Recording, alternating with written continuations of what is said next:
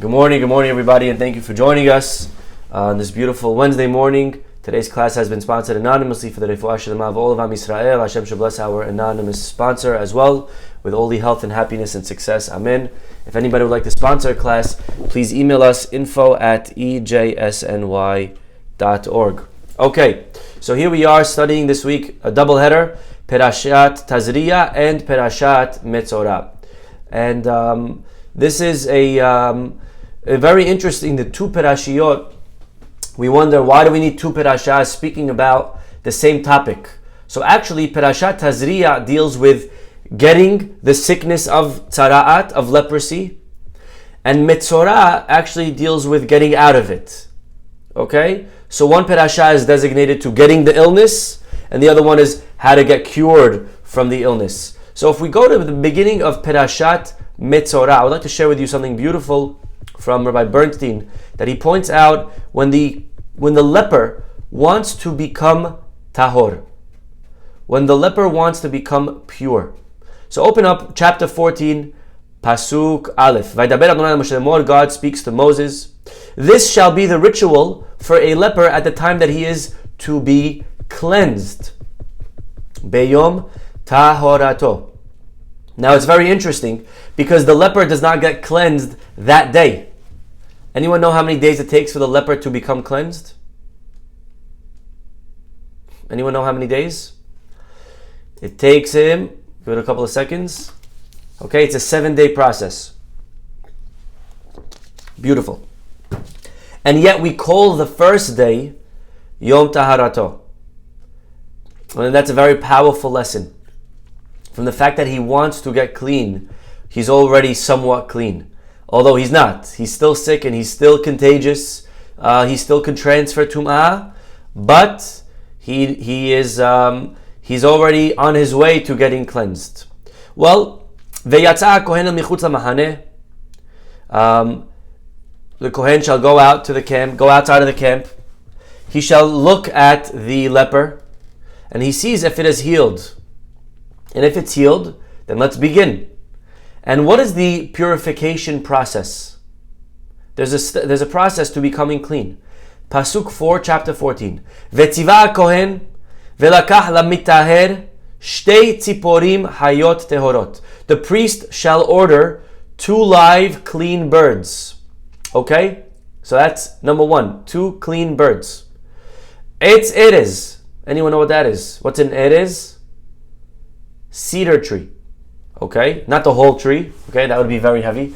He brings a piece of the tree. Shni ushni tola'at, crimson. That's like a scarlet thread. Ve'ezov, it's from a worm. Okay, the shni tola'at, and the ezov, a hyssop. Okay, so he's bringing 4 things: the birds, the cedar tree, the etz erez, the scarlet thread, and the hyssop. And they slaughter one of the birds, and they pour his blood into a bowl that has in it mayim chayim, fresh water. The live bird, they dip in the blood with the cedar, with the crimson, with the hyssop. He dips it all together, and they sprinkle it on the person 7 times, and he lets go of the bird. Okay? This is the process of purifying. Now, I'm not telling this to you because I think there's anyone on the chat that has tzara'at that's looking to get out of it. We don't actually diagnose today tzara'at. We're not on the level anymore. But there are many lessons that we can learn from the purification process of the one becoming purified. Okay, so first of all, for starters, take a look at the ingredients that are brought with the 2 birds. We said a cedar, a scarlet thread, and the hyssop. Okay? Now, these 3 are also mentioned in another part of the Torah together. Anyone know where? Ezov, Shni Tola'at, and Erez. Anyone want to take a guess? Where else do we find these 3 mentioned in the Torah? Give it a couple of seconds. Where do we find the cedar tree? The very good, Ariel, beautiful. The answer is by the para aduma. Okay? We're familiar with the para aduma? That's the red heifer. If someone's tameh and they want to become purified, a certain tum'ah, if they touch a dead body, he needs to become pure by getting also the ashes of a para aduma sprinkled on him. So let's open up quickly that perasha, Perashat Chukat. It's going to be all the way in Bemidbar. First psukim of Chukat, okay? So it's going to be all the way in the beginning, chapter 19 of the book of Bemidbar. And the pasuk says, he's going to slaughter the cow, red heifer, and saraf et hapara, he's going to burn the rest of the cow after he takes the blood. And then look at this, pasuk vav, pasuk 6, verse 6. V'lakach hakohen et erez ve'ezov ushnito la'at. He's going to take a cedar tree and hyssop and the crimson, and he's going to throw it into the fire. Very interesting. So you have these three ingredients. Do you notice though something different between the two places? Listen well. V'lakach hakohen et erez ve'ezov ushnito la'at. Okay, those are the three ingredients that we just spoke about. I'm coming back now to our parasha. I'm going to read to you our pasuk, where the two birds he's going to take. Etz erez, ushnito la'at, ve'ezov. You see it? The order is different. When it comes to our parasha of the person who spoke lashon hara, the leper, the way he gets purified, the Torah lists the three: the cedar, the tola'at, and then the ezov. Right? The cedar, the worm, and then the ezov, the hyssop. The crimson, and then the hyssop. But when it comes to the para aduma, the order is cedar. Let's go back. Cedar, hyssop, worm. Now, this question is raised by Rav Chaim Kanievsky. Very interesting, right? How precise, how we have to be able to notice, first of all, wait, this is somewhere else, but it's a different order. And not only does he provide a question, but he gives us the answer. And the answer is very, very powerful. And the answer goes back to, first we need to ask ourselves another question. And that is,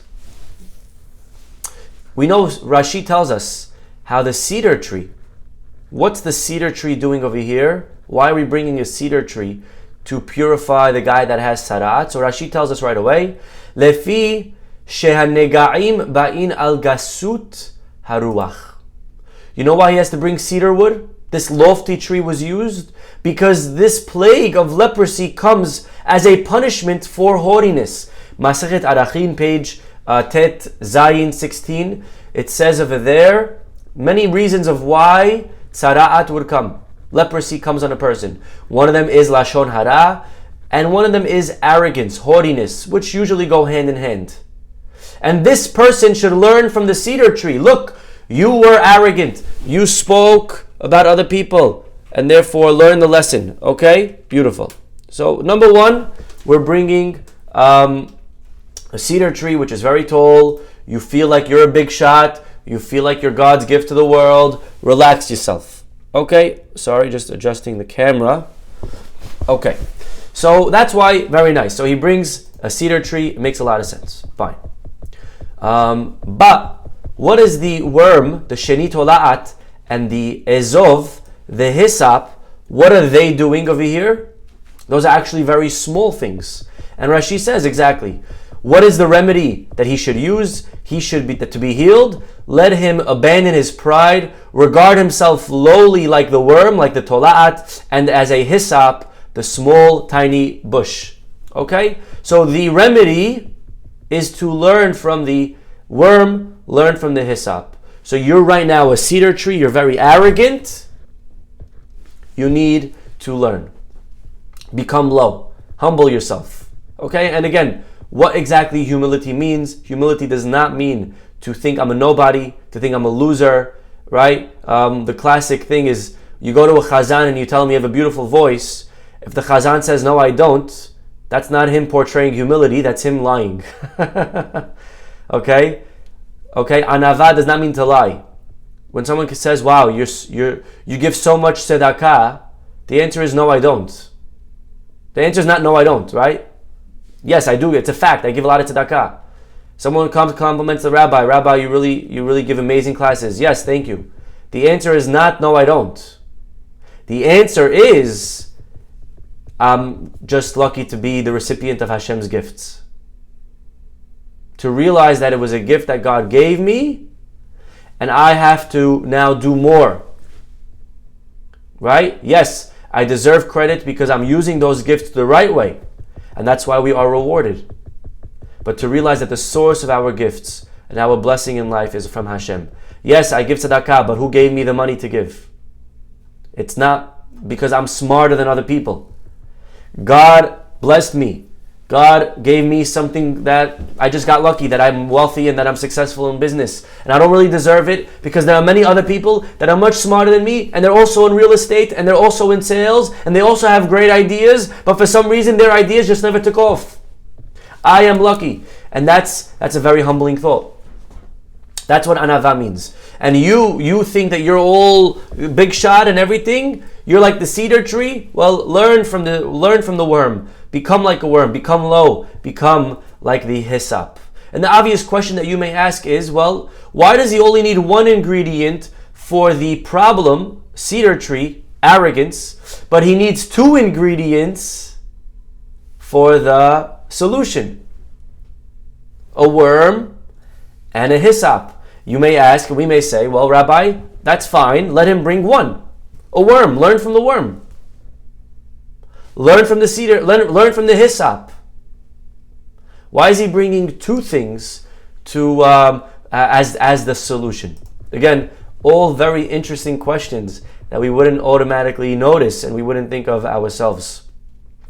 But this goes back to the very famous Rambam, and I just want to open up the Rambam. If you have a halacha or a sefaria or whatever you're using online, let's open up the Rambam to the laws of deot. Okay, the halachot deot, which in English is human dispositions. Okay, or character traits, tendencies. Right? The Rambam right in the beginning, he says there are different types of tendencies. Some people are angry, some people are calm, some people are very humble, some people are very arrogant, some people have a big ta'ava, they have very strong drives for different things. Some people not so much. Some people are very, goody two-shoes. Lots of different tendencies. Okay. And he says each tendency, there's one extreme and there's the other. And where should we be? Where should we be on this spectrum? The Rambam says either extreme is bad. Halachot deot, chapter 1, halacha 3. Shte ketzavot harchokot zo mizo shebechol de'a v'de'a enan derech tova. Either extreme is bad, and therefore a person should not go into either extreme. And don't teach yourself, and don't train yourself to go and walk in either of them. And if you see yourself leaning towards one, try to quickly neutralize yourself. The derech hayshara is midah benonit. Always the best is to be in the middle. The golden road of the Rambam. Because every single de'ah, every single tendency, right? Here. Shebechol, let's read it together in the Hebrew.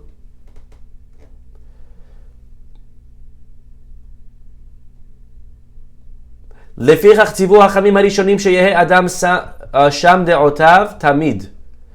A person has to always balance and ask himself, where am I standing on the spectrum? How so? לא יהא בעל המה. A person should not be very excited, easily angered. ולא כמת. He also shouldn't be like a dead guy without feelings. Some people also, they take anger to the other extreme. Someone makes fun of them and they don't stand up for themselves. That's also not good. You shouldn't become a doormat. Don't be like a dead guy without any feelings. Stand up for yourself. Someone says something against you, politely say, no, it's not true. You should have a spine. Okay. That's right. Kedesha yeheh shalem begufo. Beautiful. He should adopt a middle course, not to become indignant. Another example. Lo yichos ela adavash gadol shera'ui lichos alav. Fine. V'chen lo yit'aveh ela ledvarim she'aguf tzarich lahem. You shouldn't go running after food all day long, crave things that your body doesn't need, but you should eat food that your body needs, right? A person may go to the extreme and say, you know what, if eating's bad, I'm going to go to the extreme. No, that's not the takeaway. Eat. Your body needs nutrition. A person wants to know how much tzedakah should I give. Don't give all your money. Lo yefazer mamono, ela noten tzedakah kefi misat yado. Give how much you're able to.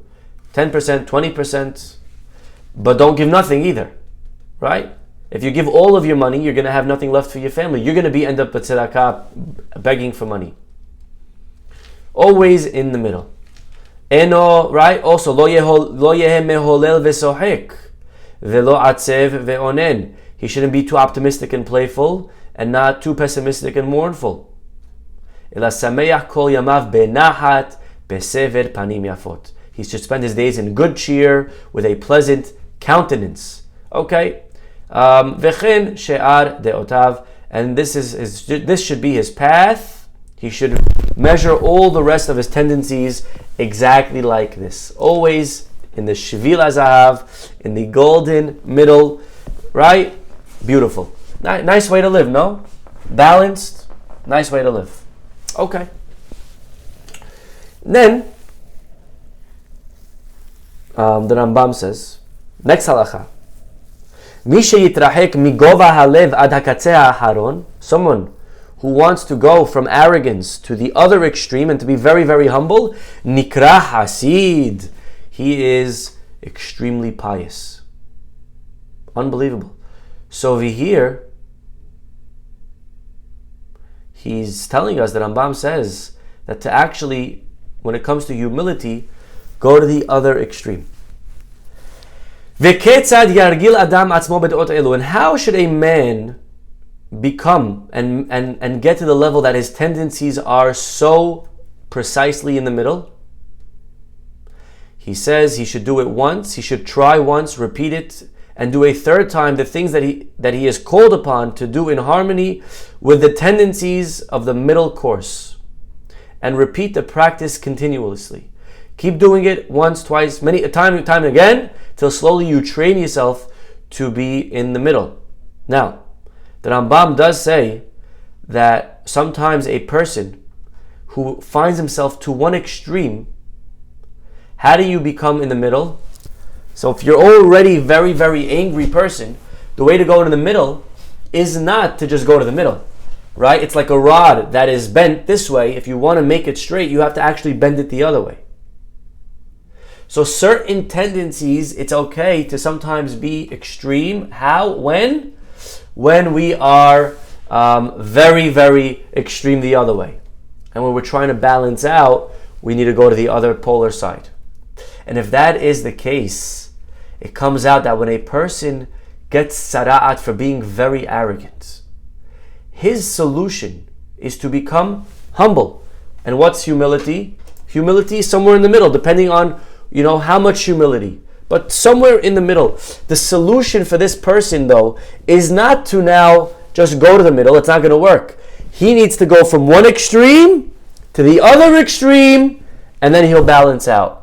Says Rav Chaim Kanievsky, take a look at the ingredients that this person brings when he becomes pure. He is a cedar tree. He is very arrogant. He wants to become in the middle, but to get there, you got to go to the other extreme.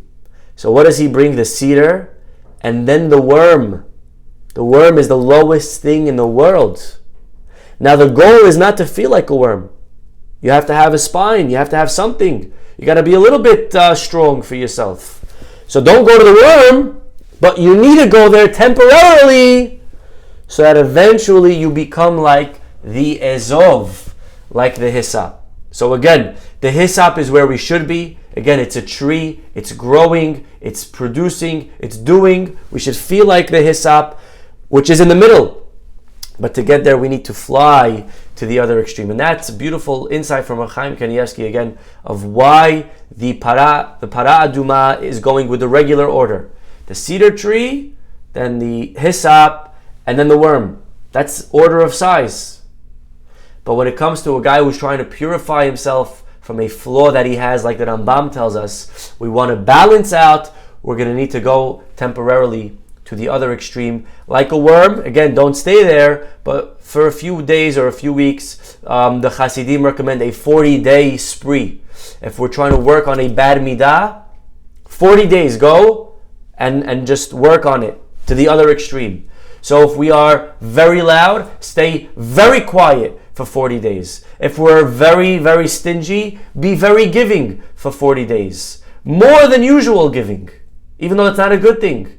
But it is a good thing because I'm trying to work on, yes, hyssop is zatar, okay? I believe. Ezov is zatar, okay? Yeah, I'm not sure if they dipped some oil, as the guys, bringing the korban, cheating a little bit with the zaitu zatar. Definitely down for that any day of the week. Okay, we move along. Besides for the 3 items of the cedar, the hyssop, and the worm. So now we understand why that order. Beautiful. But he also brings 2 birds, right? And we open again Rashi. And Rashi tells us, well, living birds, right? They have to be kosher birds, first of all. Tehorot prat le'of tameh. And why is he bringing a bird? When you think of a bird, what's the first thing that you think of? What do birds do? Tweet, tweet, tweet, right? All day long. Birds are chirping. And says Rashi, because the plague of leprosy comes as a punishment for slander, which is done by chattering, therefore birds are compulsory for his purification, because these chatter, as it were, continuously with a twittering sound. Beautiful. So he's bringing birds, because as he's bringing them, they're giving me a headache. Could you birds just stop all day long? You're just talking and talking. I just stop chattering. But that's what birds do. And hopefully you will take to heart this lesson of the chattering of the birds and realize that maybe he's chattering too much. Beautiful. And again we ask, well, so bring 1 bird. What do 2 birds do? They chatter. What does 1 bird do? 1 bird also chatters. You ever went into someone that has a bird as a pet? 1 bird, it's also all day long tweeting. You don't need 2 birds to chat. Right? It takes 2 to tango, but 1 bird chats by himself, right? They're just all day long talking. So why do you need 2 birds? Good question. If the lesson is stop chattering, so 1 bird will give him that message. Says Rabbi Bernstein, very powerful. Here's a guy who's guilty of lashon hara, of gossip, and he says, you know what? We got to stop gossiping. What's the takeaway now for him? What's the moral of the story? What do we want him to learn after this week and then another week of quarantine? We want him to go back into life, back into society. The goal is not to be in quarantine forever. Eventually, you got to go out, you got to improve, you got to become a better person and go and interact again, become back part of society. What's the takeaway? What's the lesson? And for many people, the moral of the story is speech is bad. And that would be an incorrect conclusion. That's not what we want the guy to learn, because speech is not bad. Speech of bad things is bad. But speech could be actually very good. As an example, when it comes to talking Torah, it's a very, very powerful thing. And the Gemara tells us that when there are 2 people learning Torah, that's even more powerful than there was 1 person learning Torah, because the 2 people are talking to each other. And so speech is not bad per se. Speech needs to be guided. Speech needs to be used the right way. And so we bring 2 birds. And if you remember, 1 bird is slaughtered. one bird is killed. One type of speech is very bad. Lashon hara and gossip, stay away from it. Kill it. But don't kill all of your speech. The other bird, we actually send it away. It lives. That's the type of speech of positive talking, learning Torah, encouraging people. We should talk a lot in those areas. And that's represented by the bird that lives on. And we actually take that bird and we dip it in the blood of the other bird. And we dip it in the water, Ma'im Chayim. And again, the lesson is, we tell the bird, go out into the world and speak a lot of things. Learn from the other bird what not to talk. Don't speak Lashon Hara. Rather, Ma'im Chayim, En Ma'im, Ela Torah. Speak positive things, speak Torah, speak compliments, encourage people, and that is the message that we want this person to take. We quoted a couple of days ago the famous story in the Midrash, in the Gemara, in a slightly different version, of the peddler who went around saying, who wants life? Who wants life, right? Man ba'e chaye. Life for sale. Life for sale, 50 cents a life. Right? Remember the story of the peddler? Okay. Well, Rabbi Anai came and he said, I would like some life. How much? Where? What do I do? Where's the potion? And he pulls out a Tehillim. And the peddler opens up Tehillim and he shows him, look, David HaMelech says, Mi ha'isha ha'avetz chayim. Who wants life? Netzor leshoncha mera. You want life? Watch what you say. Watch what you say. You'll save yourself from a lot of shalom bayit, a lot of fighting, a lot of issues in business. Just watch what you say. You want life? Stay away from gossip. Beautiful. But how powerful. And again, a lot of lessons from the story. But one of the lessons that we most overlook. You ready for this one? Who is the one that taught Rabbi Yanai this whole Dvar Torah? Who was the one going around and asking people and then showing them the pasuk? Who was the messenger in the story? A peddler. A rechil. The pasuk, the midrash, the Gemara says there was once a peddler. And actually it's very interesting because a peddler is someone who is, the Torah uses, lo telech rachil be'amecha. Don't be a peddler. Don't be someone who's all day long taking information from here. You go to your friends for lunch. You heard what I just found out? I heard this person. I heard this guy. I heard this rabbi. I heard this friend. I heard. You tell it to them, then you shift it to them, and then you hear and you're peddling all day long information about everybody. Lo telech rachil. And how interesting that it is precisely a peddler that gives over this beautiful Dvar Torah. And the message is, peddling is not bad. What are you peddling? What are you talking about? What are you spreading? Don't walk away and say, you know what, Lashon Hara, I'm going to never speak again. And you see this, by the way, a lot of times. Talk about balance, by the way. You see, for example, a kid could go to yeshiva, go to Israel for the year, and he becomes a Baal Tshuva. And he says, you know what? I'm never again gonna ever. My whole life I did so many bad things with my talents of music. I'm putting my guitar away. Right? No, that's not the takeaway. Now that you're religious, use your guitar for beautiful kosher Jewish music. Now that you're religious, use your strengths and your talents to organize kosher events. You're a party planner and you're embarrassed of the parties that you plan throughout your life. Now create beautiful parties, help people get together to socialize, to find shidduchim, events for singles, events for families, whatever it is. Use your skill. The takeaway is not don't talk. The takeaway is talk a lot for things that are permissible. Know what you shouldn't say and everything else you should. The Chafetz Chaim, his son, he used to say, people think my father, who wrote a book of Lashon Hara, the book of the Chafetz Chaim, of Shmirat HaLashon, and people think that my father probably, it was very boring to speak to him. You would sit down in front of this rabbi who his whole life focused on a book of gossip and speech, and then, you would sit in front of him and he probably was a very boring person to talk to because he probably didn't want to say much. And his son said it was actually the opposite.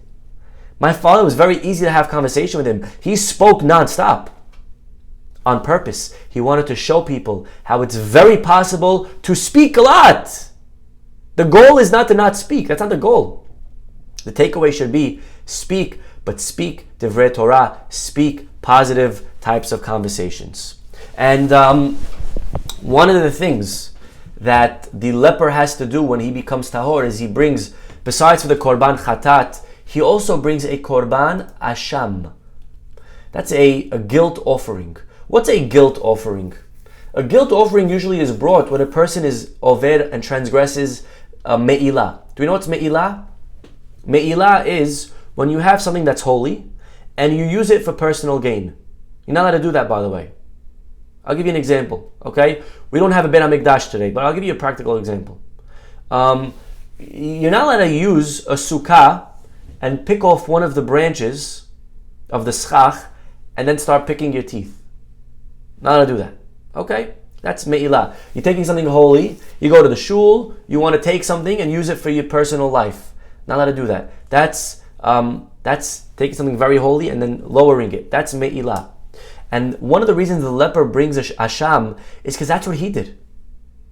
He took speech, which is great, which should be used, and then he misappropriated it. He used it for the wrong things. So again, the lesson is speak a lot, talk a lot. We shouldn't walk away saying, oh great, now the rabbi wants me to just shut my mouth my whole life. No, not at all. We should talk, but it should be words of Torah. I remember when I was in Yeshiva of Flatbush as a teacher, one Friday, I believe it was 2 years ago from this week. It was this, I believe it was these Perashiyot. I was preparing Friday afternoon. I was in the school teacher's room preparing my shiurim for Shabbat, my speeches. And I was there on the computer and it was late. It was like late, already 3 o'clock, maybe 4 o'clock. Very few teachers were still in the school. There was a math teacher who just transferred from a different high school. His name was Mr. Lupinacci. Okay? If you went to Ramaz, maybe you knew him. He came and he taught in Flatbush for a short period. And, some Italian teacher, Lupinacci, that's the giveaway. He was in the teacher room as well. And he sees me, late on Friday afternoon. So he comes over, he says, hi, Rabbi, how are you? What are you working on? So I say, I'm working on my sermons for the Sabbath. He says, oh, very interesting. What are you going to speak about? So I told him, the Dvar Torah is about the leper. I'm going to speak about gossip. I didn't tell him, the whole Rambam and everything. I just told him, gossip. Anyways, he says, oh, gossip. There's that amazing book. What's it called? The Kafetz Chaim, the Kafetz Chaim book. I'm like, what? He's like, yeah. What's that book on gossip? The Kafetz Chaim, right? I'm like, yeah, the Chafetz Chaim, Shminat HaLashon. How do you know that book? He's like, yeah, when I was in Ramaz, I learned Chavrusa with once a week with one of the rabbis there, and we learned the laws of gossip. And I'm like, wow, that's amazing, I'm trying to get my students to learn the laws of gossip, and here, Mr. Lupinacci is learning the laws of Lashon Hara, Chafetz Chaim. There you go, Leah, very good, a daily companion. But what's very interesting, you ready for this? He said to me something very powerful. And I ended up, using it in my speech. He goes, I want to tell you something, Rabbi. You Jews are so lucky. You guys, you have the laws of gossip, And we also have gossip laws. The concept exists for non-Jews. We have gossip, be careful not to badmouth people. But the law begins and ends there. That's all we know. Don't speak gossip. And so we're like in the dark our whole lives, not sure. What could I say? What can't I say? Every time we open our mouths, we're scared to speak because we're not sure is what we're about to say. He says, you have every single detail of the law written out for you from A to Z. You know exactly what you are allowed to say, what you're not allowed to say. You don't have to second guess yourself. You don't have to worry. He says, we're in the dark. We don't have that. And when he said this to me, it was such like an insight. A lot of times, we maybe wonder and we complain a little bit. Rabbi, why are there so many halachot? So detailed. You gotta, wash your hands this way and this and the berachot and the order, and there's just so many details. And here is this non-Jew, And he is telling me how actually it's an amazing blessing to have every law detailed out. Because the worst thing in life is to be in a situation that you don't know what to do. You think about an athlete for a minute, a football player. What makes a quarterback so good? Does he know how to throw better than the other players? If you're in the NFL, you probably have an amazing arm. You probably have very good accuracy, right? Probably what makes quarterbacks better than others is their preparation, studying the defense. When you see the other team standing in a certain way, you know exactly, are they going to blitz? Are they going to pull back? Who's coming in? Which direction? Are they playing zone? Are they playing man-to-man? Where should I throw the ball? That's all it is. And when you study film all day long, you're studying film, you know when you get to the line. And the worst thing to be a quarterback, to get to the line and to see the defense and they surprise you with a new position, with a new play.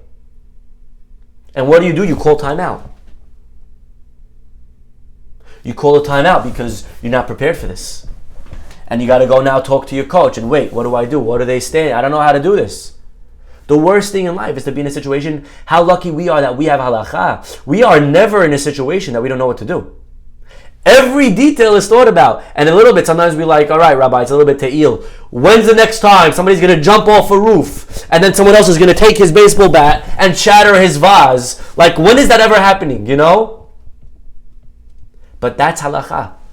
Every detail. So Mr. Lupinacci appreciated it. And he's sitting there telling, I said to him, you want to come speak at shul, chabod, speak for us, at the pulpit. But this is how lucky we are. We're not just, thrown into this big empty room. Don't speak gossip. No. There's laws. Speak a lot. Don't speak these things.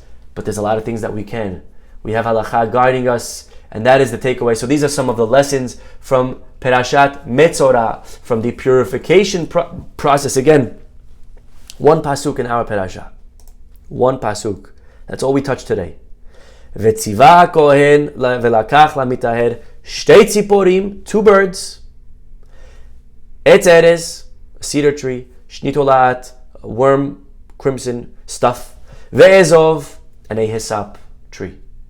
And in this pasuk, we learned so many beautiful lessons. Lessons in cedar, in arrogance, lessons in balance, going to one extreme. From the birds, one dies. There's a type of speech that's very bad. We should kill it. But there's a bird that stays alive. There's a lot of kosher conversation that we can have, that we must have. Come to my Shabbat table and see how much we talk. It is not awkward on my Shabbat table at all. And that was an open invitation, by the way. Okay, so if you're ever around, please let me know. Please email me or text me if you have my number. But there's tons of talking, tons of beautiful, friendly conversation, a lot of beautiful stuff to talk about. And I don't know, but I'm pretty sure we don't speak Lashon Hara on my table. And either way, we'll stop over here for today. Everyone have a wonderful, wonderful day. We'll see you all tomorrow. Bye-bye.